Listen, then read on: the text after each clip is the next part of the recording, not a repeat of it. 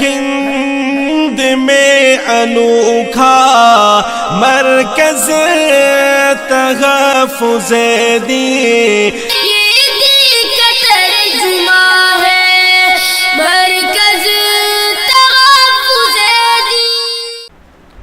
فکر امت جو رسول اللہ صلی اللہ علیہ وسلم نے ارشاد فرمایا، من لم یہتم بامر المسلمین فلیس منی، جس کو مسلمانوں کے مسائل کی فکر نہ ہو وہ مجھ سے نہیں ہے، یا لیس منا، ہم میں سے نہیں ہے۔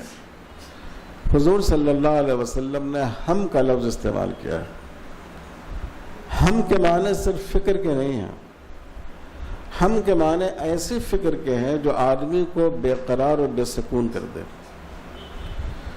ہمارے استاد حضرت مولانا امجد شاہ صاحب کشمیری رحمۃ اللہ علیہ فرماتے تھے طلبہ کو نصیحت کرتے ہوئے کہ دیکھو محتمم ہم سے ہے، اس لیے محتمم کے اندر ایسی فکر ہونی چاہیے کہ اٹھتے جاگتے اس کے ذہن میں مدرسہ بسا ہوا ہو، اس کی فکر اس پر سوار ہو۔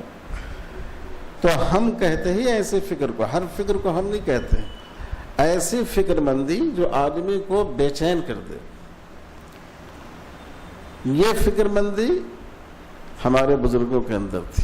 خود قادیانیت کے مسئلے میں علامہ انور شاہ کشمیری رحمۃ اللہ علیہ، حضرت مولانا سید محمد علی منگیری رحمۃ اللہ علیہ، ان کے واقعات کو دیکھیے، تڑپتے تھے عوام کے سامنے اور اللہ کے سامنے، روتے تھے اور بلکتے تھے۔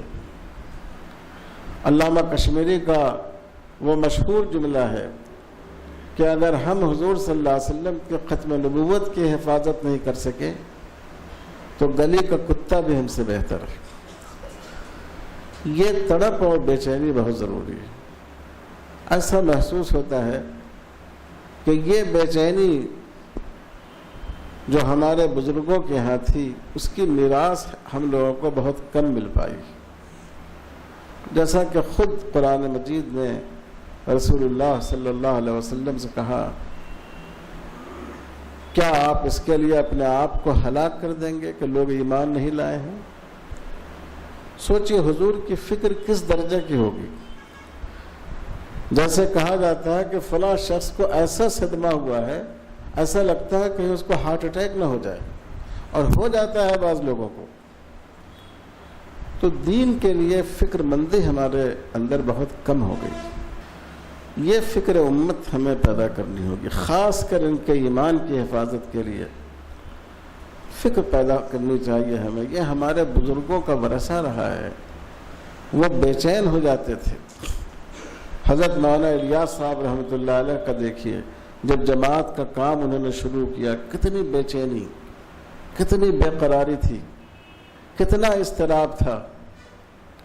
اس بے چینی سے اللہ کی رحمت متوجہ ہوتی ہے، اس بے چینی سے اللہ تعالیٰ کی توجہ ہوتی ہے۔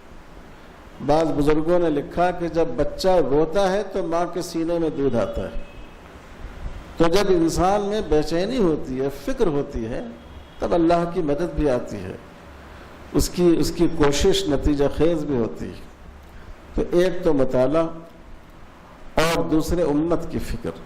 ہے ہند میں انوکھا مرکز تحفظ دین، یہ دل کا ترجمہ ہے مرکز